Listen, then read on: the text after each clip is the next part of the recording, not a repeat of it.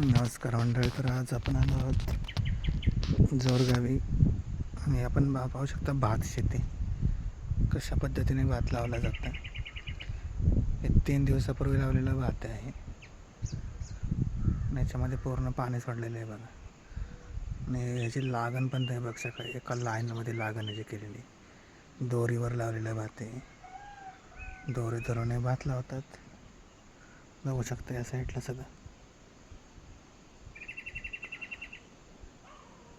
Actually आज सुद्धा भात लावायचं होतं, पण इकडं पाऊस पूर्ण उघडला आणि ऊन पडलं आहे. मग उन्हात भात लावत नाहीत, त्याच्यामुळं आता यांचं कामसुद्धा थांबलेलं आहे. हे 3 दिवसापूर्वी ज्यावेळेस पाऊस होता त्यावेळेस लावलेलं भात आहे.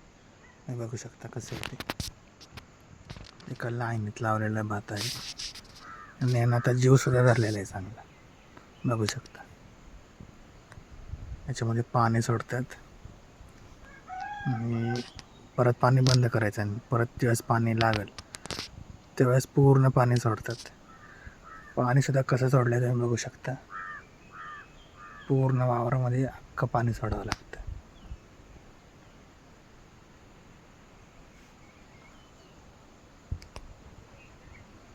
आजूबाजूचा निसर्ग पण तुम्ही बघू शकता.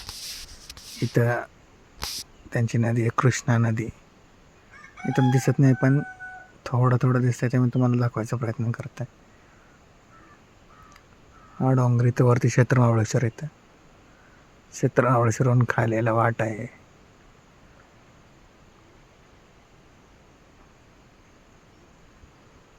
समोर थोडंसं पत्र्याचं जे शेड दिसत आहे, एक्झॅक्ट तिथं क्षेत्र महाबळेश्वर आहे.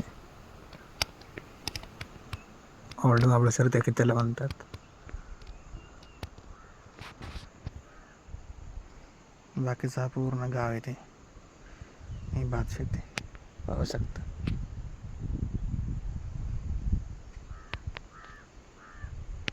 धन्यवाद.